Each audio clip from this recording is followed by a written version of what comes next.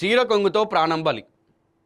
నిన్న ఏడ అంటే ముత్తిరెడ్డిగూడెం గ్రామ సమీప ప్రాంతంలో మోత్కూరు ఈ రాయగిరి ప్రధాన రహదారిపై ఒక ఇద్దరు వెళ్తూ ఉంటే ఆమె ఏమైపోయిందంటే చీర కొంగు ఏదైతే ఉంటుందో అది టైర్లో చిక్కుకొని అక్కడికక్కడే ప్రాణం పోయింది. సో ఇట్లా ఏంటంటే చాలామంది ఏంటంటే చాలా నిర్లక్ష్యంగా ఉంటారు. వాళ్ళు డ్రెస్ వేసుకుంటే వాళ్ళ చున్నీ ఎక్కడ ఉంది, బైక్ ఎక్కినప్పుడు వాళ్ళ చీర కొంగు ఎటు సైడ్ ఉంది. సో కొంతమంది బ్యాగులు సైడ్కి వేసుకొని ఉంటారు, అవి టైర్లో తాగుతూ ఉంటాయి. సో ఇట్లాంటివన్నీ చాలా ప్రమాదం. అమ్మాయిలు కొంచెం అప్రమత్తంగా ఉండాలి. మీరు బండి ఎక్కుతున్నప్పుడు మీ ఆ చున్నీ కానీ మీ చీర కొంగు కానీ ఎటు సైడ్ ఉంది, ఎక్కడ ఉంది అనేది చూసుకోవాలి. సో ఎందుకంటే అది నార్మల్ విషయం ఏం కాదు. మీ మీ ప్రాణాలు కూడా ఈడ ప్రాణాలను పోయినటువంటి సిచ్యువేషన్ కూడా మనం చూస్తున్నాం.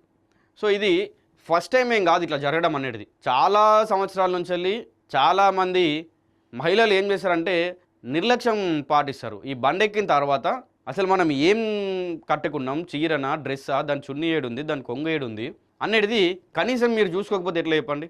ముందు జాగ్రత్త పడకపోతే, మీరు ముందు అజాగ్రత్తగా ఉంటే ప్రాణాలు కోల్పోయిన తర్వాత మనం కానీ మన ఇంట్లో వాళ్ళు కానీ ఎన్ని చెప్పినా కూడా మన ప్రాణాలు అనేవి తిరిగి రావు మళ్ళీ.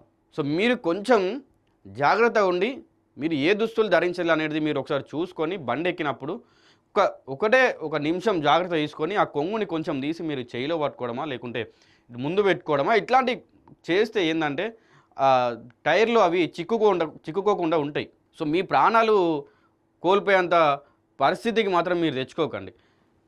వీళ్ళది ఈ ప్రమాదంలో 50 ఏళ్ల మహిళ అక్కడికక్కడే మృతి చెందింది.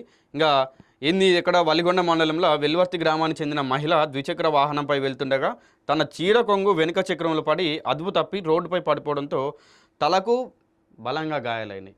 అక్కడ బండి ఇప్పుడు ఆ చీర కొంగు దానికి టైర్కి చుట్టుకొంగనే ఏమైపోతుంది అంటే బండి అక్కడికక్కడ ఆగుతుంది, వాళ్ళు కింద పడిపోతారు.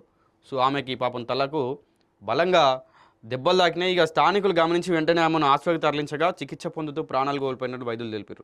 ఘటనపై పోలీసులు దర్యాప్తు చేస్తున్నారు. ప్రమాద ఘటనపై పూర్తి వివరాలు తెలియాల్సి ఉంది. సో అట్లా ఆమెకు అక్కడ పడిపోగానే తలకు గట్టిగా దెబ్బలు తగిలినాయి అంట.